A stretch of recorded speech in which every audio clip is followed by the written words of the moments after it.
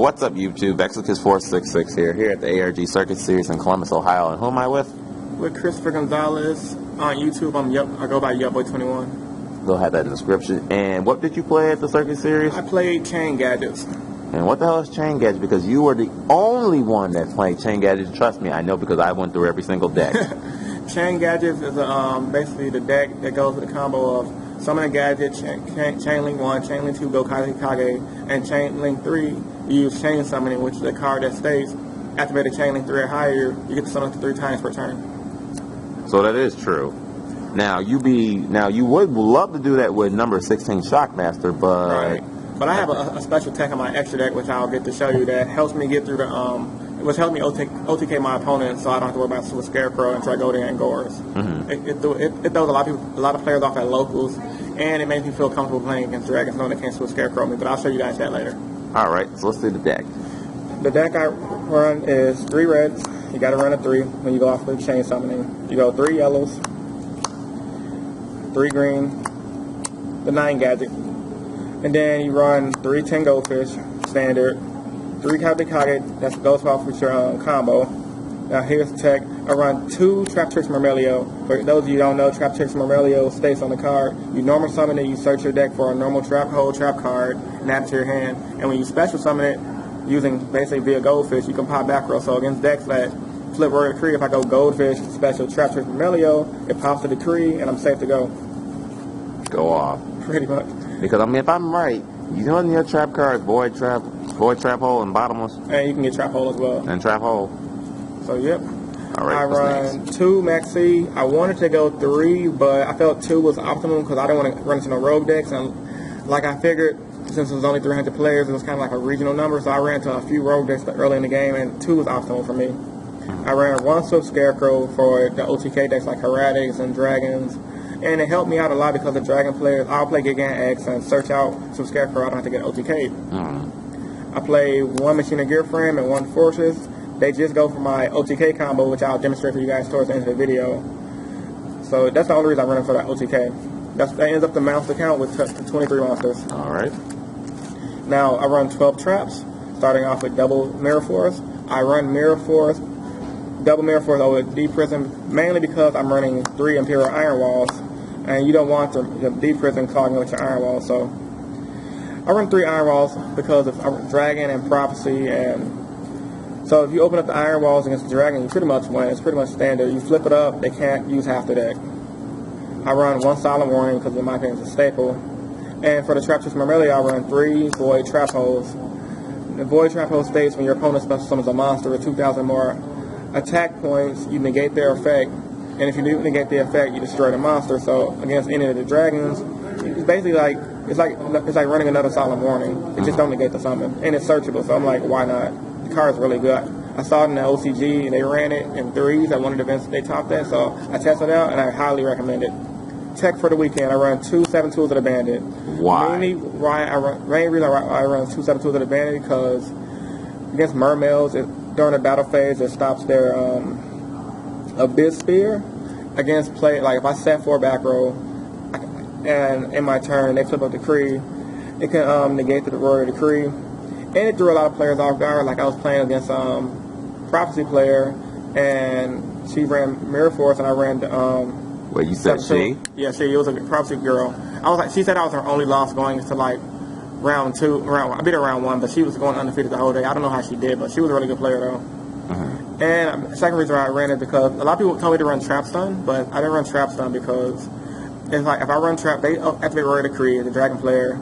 I activate Trap Stun, I can't use my traps for the turn anyway, so it'll be irrelevant. But if I flip up 7 Tools of the Bandit, then it negates the Royal Decree. So it was a pretty good tech for the weekend. It threw a lot of players off card, and I liked it a lot. Oh, you kidding? You really played that card because you don't want nobody 6 cents. You tell the truth.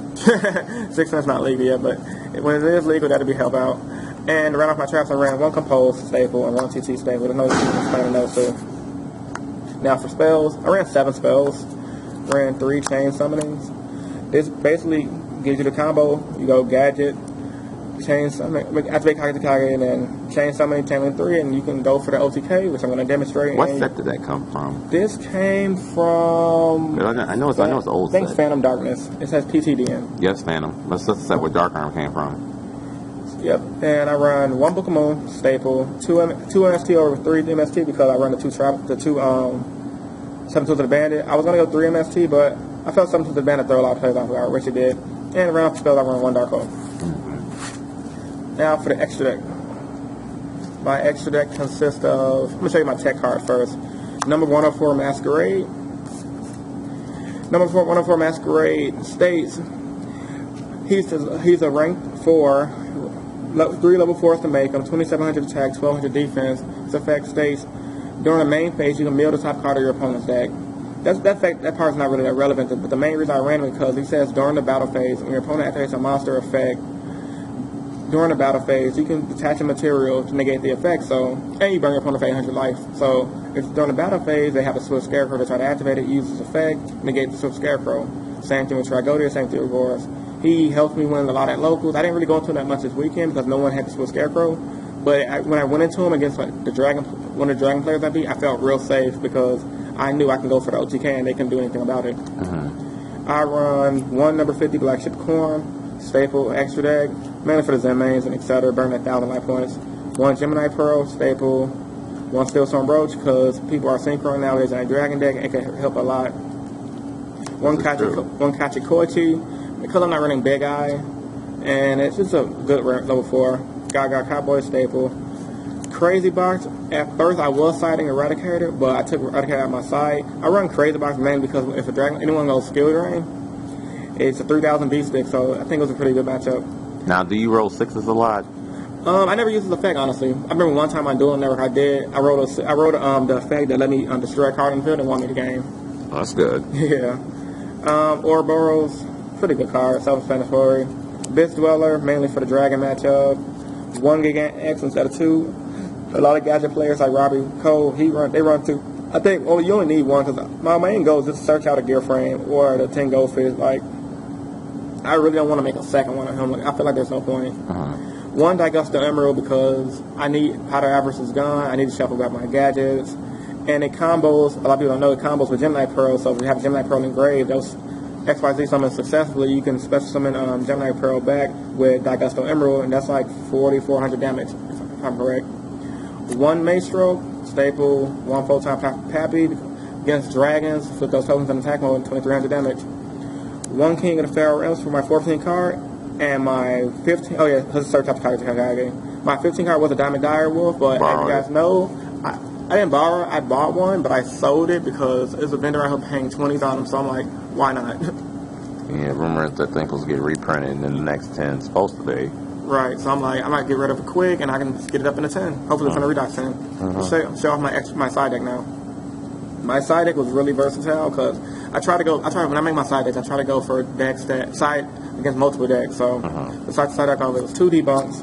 I ran 2. I had it at 3, but I saw Billy Bragg running 2, and he was running he was opting the 2 debunks of 2 DD Crows. So it's mainly for the Dragon matchup, and I kind of copied Billy Bragg. So I tried it out and I liked it, and I ran up to 2 DD Crows because going second against Dragons, if you go Max C, when they're trying to special summon, they trying to go out the graveyard, you can chain DD Crow. So I think the debunk DD Crow combo was pretty good. 2 goes a match for the Dragon matchup. I only sided in 1 against the Dragon because I made 3 Iron Walls, but since a lot of players like to run wind-ups and like to run Samurais, and I did see a wind-up at the event, I feel like if I played that guy, it would have helped out a lot. So Goes a match is just good for any deck that just runs like a standard 1 type. The 1 Soul Drain because it just destroys dragons. They banish, they can't search, and they can't special something from the graveyard, so that's real good. 3 XYZ Encores. I hate Constellas, I hate Evil Swarms. For some reason, I'm supposed to have a good matchup against them, but I don't, so this just destroys them. 1, 2, 3 Prideful Roars I cited, mainly for the Spellbook matchup, and the Constellar matchup, and the Evil Swarm matchup, and any deck that was like beat stick deck like Fire Fist, Fire King. I remember I cited this against a Constellar / Fire Fist player. He didn't know what it did, and I sided against Black Wings too. They colluded in the battle phase. I chained Prideful Roar, and it pretty much got me the game. Right. And to run off my side deck, I run 1 Mind Control for any deck that runs level 4, which is really good. And 1 Cheat King because I think I was watching DEC Sign on the Nimbus channel, and he made a good point about this being good against dragons if you open up with it. I'd never opened up against dragons, but in a theory, like if you summon the Thunder King Ryo, they might banish and steal some of that dragon, but they can't search, which really hurts them. So that rounds off the deck, the side deck. Now time for if you don't mind, I want to show you guys the OTK real quick, and I'll be done with the deck profile. So the OTK consists of, I'm going to get one random gadget, one Kage to Kage, and my chain summoning. So basically you want to go, if they have an open field, you go gadget, chain Kage to Kage, go chain summoning. You special Kage to Kage, you search out your gadget. Now you're going to have 2 summons left. You summon your gadget, search out your other gadget. You're going to overlay into Giga, and you're going to search your deck for Machine and Gear Frame. Now you're going to use your last normal summon to summon Gear Frame, grab a Fortress. You're going to use your gadget in your hand to pay for your Fortress deck. And they have an open field. You're going to go 2300, 2900, that's 52, and 25, that's 77. And then you're going to overlay for Cowboy, which will be about 8500 of damage. And I beat the Prophecy player doing that combo. And I beat a lot of people at local that do that with that combo because they don't know it exists. And honestly, I made a lot of people rage because I chain summoned them. Especially against one dragon guy, they activate skill drain on the gadget summon, I chain summon, and I get 2 more summons to make Crazy Box. So that's my little OTK tutorial. Alright, any shout outs you want to give out to anybody? Shout out to the Gadget forums on Pojo. They really helped me get into the idea of mainly 3 iron walls. Shout out to my channel, Yobo21. I try to give like weekly content because I'm real busy right now. And as far as the event, I went X2 going into round 7. And after that, I had a feature match. You guys see on the Australia channel later. And then after that, round 8 and 9, I lost against Dragon. Every Dragon match I played, I lost game 3, and only because they went first and they had to out to me. So I feel like if I would have went first against a lot of these guys, I would probably be in the top 32 and possibly even top 16. So against Dragons with this deck, it was pretty much who goes first. So how did you? Last thing, how did you feel about the circuit series? You like it? I like the circuit series. I feel like it deserved more people. It felt more like in the earlier rounds. It felt more like a regionals than anything. Because I expected to see more competitive meta decks. Right. But I mean, I did see the Prophecy, which was expected. But there's 24 prophecies on the event. When I saw the when I saw the Medoches, when I saw the guy that was running the Firefish fused with the Gonzalez, it was like good ideas, but it was like the decks were kind of lacking. They didn't run like some of the standard builds, so it was like. I feel like I was at a regionals, but as far as the event goes, I feel like it deserves way more. It deserves way more players, and a lot of players, especially from my era, they went to the Wisconsin regionals to get their little invite. And there's so many regionals between this time and nationals that it's like why just go to the better event, become a better player, and this is real competitive. Like you're not gonna get so many good pro players like Fraser Smith, Billy Brake, Patrick Hoban in the same room. That's how you know you're gonna get a better player. So yeah. All right. Thanks. Circuit Series is a real good event. Yep.